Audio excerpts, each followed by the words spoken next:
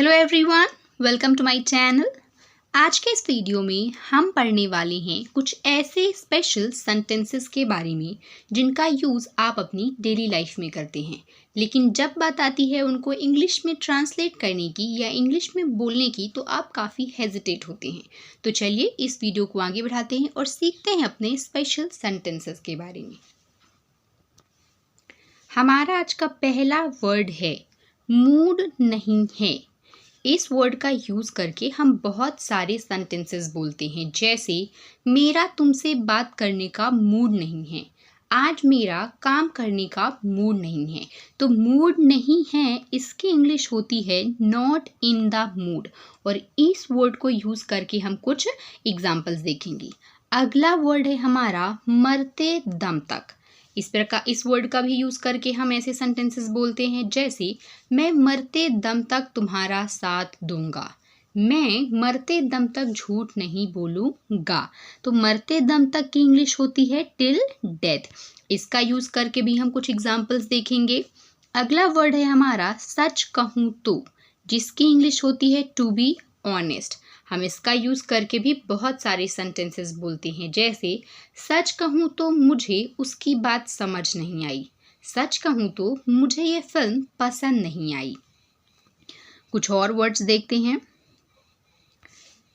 अगला वर्ड है ख़त्म हो रहा है, जिसकी इंग्लिश होती है run out of.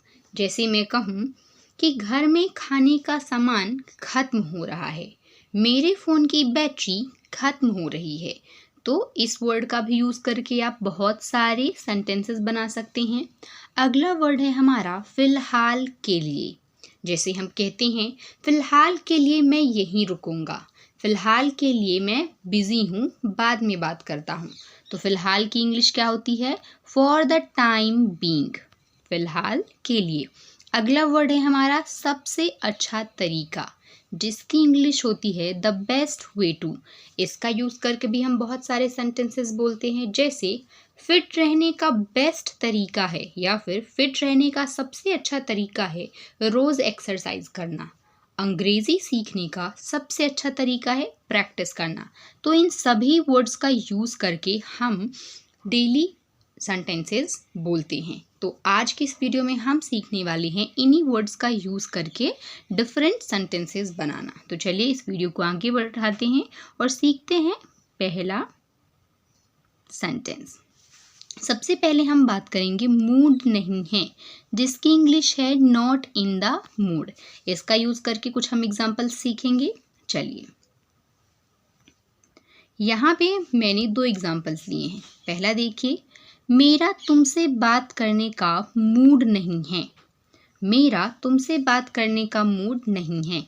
I am not in the mood to talk to you, I am not in the mood to talk to you. मेरा तुमसे बात करने का मूड नहीं है।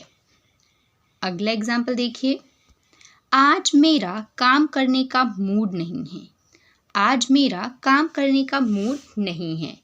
I am not in the mood to work today, I am not in the mood to work today. अगला example देखिए, उसका पार्टी में जाने का मूड नहीं है। यहाँ पे उसका होगा, ठीक है। उसका पार्टी में जाने का मूड नहीं है।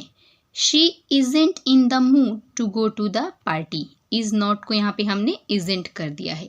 She isn't in the mood to go to the party. उसका पार्टी में जाने का मूड नहीं है। अगला सेंटेंस देखिए, बारिश के कारण मेरा बाहर घूमने का मूड नहीं है, बारिश के कारण मेरा बाहर घूमने का मूड नहीं है। I don't feel like going out due to the rain. तो मूड नहीं है इसकी दो इंग्लिश होती है, एक होती है I am not in the mood या फिर आई डोंट फील लाइक, ठीक है। तो आप दोनों ही वर्ड का यूज़ कर सकते हैं। अगला देखिए, परीक्षा के बाद मेरा पढ़ाई करने का मूड नहीं है, I am not in the mood to study after exams. I am not in the mood to study after the exam. तो जब भी आपको कहना हो कि मूड नहीं है तो उसके लिए वर्ड आपको यूज़ करना है I am not in the mood, और इसका यूज़ करके आप बहुत सारे सेंटेंसेस बना सकते हैं। चलिए अगला वर्ड देखते हैं। अगला वर्ड है हमारा मरते दम तक, जिसकी इंग्लिश होती है टिल डेथ। चलिए इसके भी कुछ एग्जाम्पल्स देखते हैं।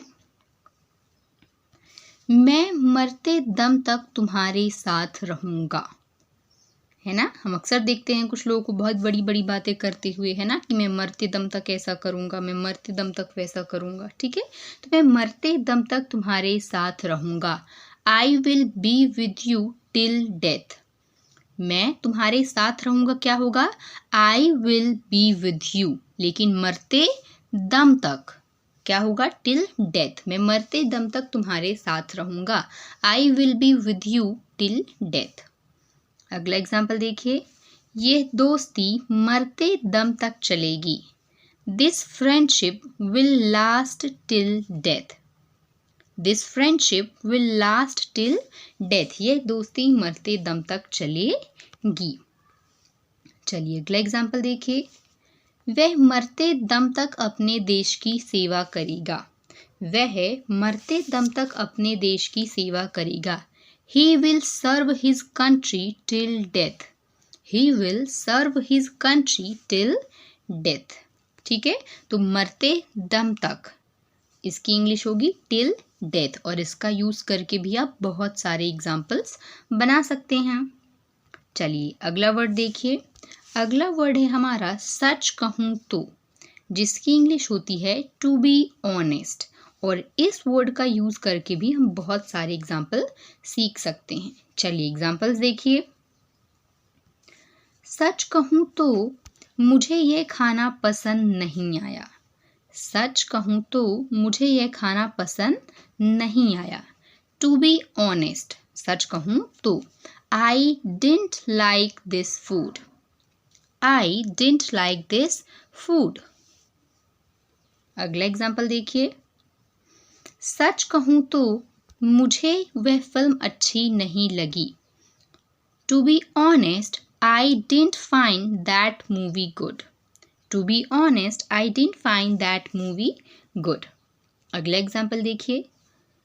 सच कहूँ तो मैं थक गया हूँ। सच कहूँ तो मैं थक गया हूँ। To be honest I am tired. To be honest I am tired. अगला एग्जाम्पल देखिए। सच कहूँ तो मुझे उसकी बात समझ नहीं आई। सच कहूँ तो मुझे उसकी बात समझ नहीं आई। To be honest I didn't understand what he said. To be honest I didn't understand what he said. तो सच कहूँ तो इस वर्ड का यूज़ करके आप बहुत सारी एग्जाम्पल बना सकते हैं। इसकी जगह आपको क्या इंग्लिश रखनी है, टू बी ऑनेस्ट। चलिए अगला वर्ड देखते हैं। अगला वर्ड है हमारा खत्म हो रहा है, जिसकी इंग्लिश होती है रन आउट ऑफ। खत्म हो रहा है, रन आउट ऑफ। देखिए जैसे मैं कहूँ घर में दूध खत्म हो रहा है। The milk is running out at home. The milk is running out at home. ठीक है, हो रहा है, ठीक है, प्रेजेंट कंटिन्यूअस में है तो इसलिए हमने आईएनजी वाला फॉर्म यहाँ पे रखा है। हमारे पैसे खत्म हो रहे हैं। Our money is running out. Our money is running out. ठीक है, चलिए अगला एग्जाम्पल देखिए। मेरे फ़ोन की बैटरी खत्म हो रही है। My phone's battery is running out. My phone's battery is running out. मेरे फ़ोन की बैटरी खत्म हो रही है। अगला एग्जाम्पल देखिए। समय खत्म हो रहा है, जल्दी करो। Time is running out, hurry up. अगला एग्जाम्पल देखिए। घर में खाने का सामान खत्म हो रहा है। घर में खाने का सामान खत्म हो रहा है। The groceries are running out at home. तो जब भी आपको कहना हो खत्म हो रहा है ठीक है, कोई सामान है, बैटरी है, ठीक है, तो आप क्या कहेंगे, रनिंग आउट, ठीक है, या फिर रन आउट ऑफ।